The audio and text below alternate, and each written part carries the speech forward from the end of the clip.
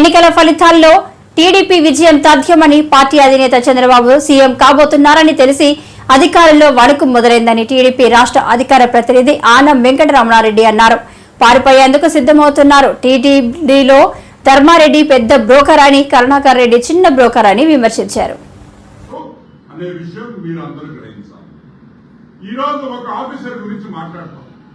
అతను ఆఫీసర్ కాదు, ఒక బ్రోకర్. ఈ బ్రోకర్ తిరుమల తిరుపతి దేవస్థానం టీటీడీలో పెద్ద బ్రోకర్ ధర్మారెడ్డి గురించి మాట్లాడారు. దాని తర్వాత కింద ఉండే చిన్న బ్రోకర్ కరుణాకర్ రెడ్డి గురించి కూడా మనం మాట్లాడతాం. వివేకానంద రెడ్డి, వైఎస్ వివేకానంద రెడ్డి మర్డర్ కేసులో బ్రోకర్ ధర్మారెడ్డి ఢిల్లీలో హోమ్ మినిస్ట్రీలో లాబియింగ్ చేసాడా లేదా, లాబియింగ్ చేసి అవినాష్ రెడ్డిని బయటపడేదానికి ప్రయత్నాలు చేసాడా లేదా అనే విషయం మీకు చాలా సార్లు నేను మాట్లాడాను. చేశాడు చేశాడు చేశాడు అని ఈరోజు నేను చెప్పటం. వైఎస్ కుటుంబంలో సభ్యురాలు వైఎస్ సునీతారెడ్డి గారు చెప్తున్నారు, వీడొక బ్రోకరు, వీడిని చూసి ఆశ్చర్యపోయాను, వీడికేం పని ఇక్కడ, వీడికేం పని ఇక్కడ అంటే వైఎస్ జగన్మోహన్ రెడ్డి వైసీపీ పార్టీకి ఒక బ్రోకర్ గా, ఒక దళారీగా పనిచేసిన ధర్మారెడ్డి అని కూడా మీకు నమోదు చేస్తున్నాను. ఢిల్లీలో ప్రోటోకాల్ దర్శనాలు చేయించి ఢిల్లీలో హోమ్ మినిస్ట్రీ కాడి నుంచి ఏ సెక్షన్స్ ఉన్నాయో ప్రతి సెక్షన్ లో ఈరోజు జగన్మోహన్ రెడ్డిని, వైసీపీ నాయకుల్ని కాపాడేదానికి ప్రయత్నించిన ఈ ధర్మారెడ్డి ఈవోగా ఎలా ఉన్నారని కూడా నేను అడుగుతున్నాను. క్రిమినల్ కేసులు ఉన్నాయి నీ మీద. ఢిల్లీలో ధర్మారెడ్డి మీద క్రిమినల్ కేసులున్నాయి, నేను బయట పెట్టా. అందరికన్నా ముందర బయట తీసిన విషయం అది, నేను తీసిందే.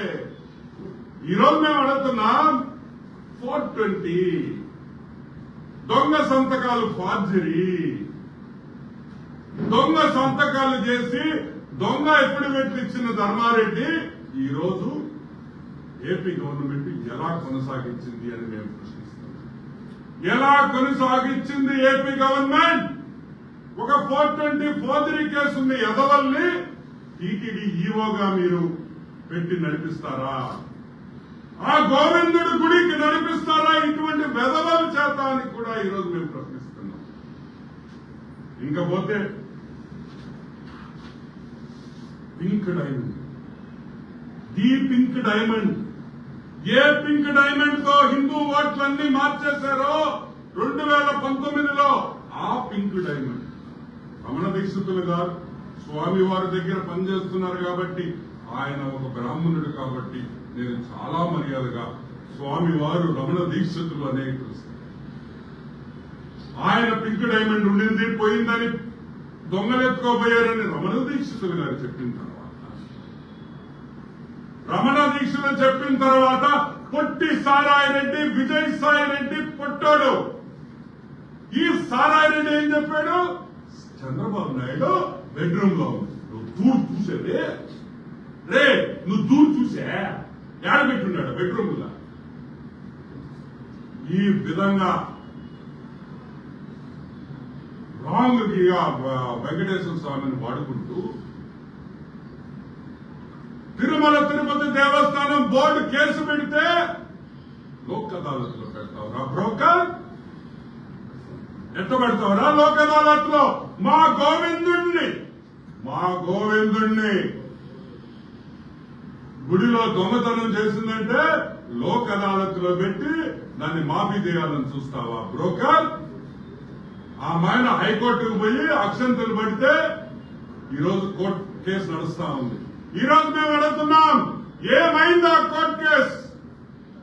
ధర్మారెడ్డి, నువ్వు ఆ కోర్టు కేసు నీరు కార్చావా లేదా అని కూడా మేము ప్రశ్నిస్తున్నాం. నువ్వు